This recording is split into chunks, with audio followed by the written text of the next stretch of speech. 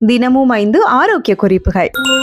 கொஞ்சமா வசம்புத்தூள், ஒரு சிட்டிகை சீரகம் இத சேர்த்து தண்ணீர்ல கொதிக்க வச்சுக்காங்க. இந்த குடிநீரை நம்ம பருகிட்டு வந்தோம் அப்படின்னா அஜீரணம் சரியாகும். பசி ருசிலாம் இல்லைன்னு சொல்றவங்களுக்கு கண்டிப்பா இதை குடிக்க கொடுங்க. கடுக்காய தூள் பண்ணி வச்சுக்காங்க.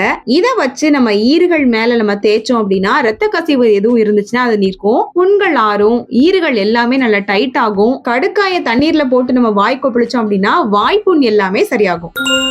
ஜாதிக்காய பொடி செஞ்சு அந்த பொடியை தண்ணீர் இல்ல தேனோட கலந்து ஒரு பேஸ்ட் மாதிரி குழைச்சு அதை நம்ம தழும்புகள் இருக்கக்கூடிய இடங்கள்ல தடவிட்டு வந்தோம் அப்படின்னா ஒரு சில வாரங்கள்லயே நல்ல ஒரு வித்தியாசத்தை பார்க்கலாம்.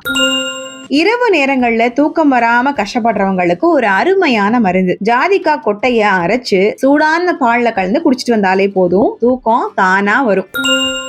முட்டைக்கோஸ் வேக வச்ச சாற்றுல சிறிதளவு உப்பு மஞ்சள் தூள் கலந்து ஒரு கிளாஸ் பருகினீங்க அப்படின்னா சளி தொல்லை நீங்கும். ஃப்ரெண்ட்ஸ், இதே போல ஆரோக்கிய குறிப்புகள் இன்னும் விவரமா தெரிஞ்சுக்கணும் அப்படின்னா மறக்காம நம்முடைய சேனலை சப்ஸ்கிரைப் பண்ணிக்கோங்க. அப்படியே பக்கத்துல கூடிய பெல் ஐகானையும் கிளிக் பண்ணிடுங்க.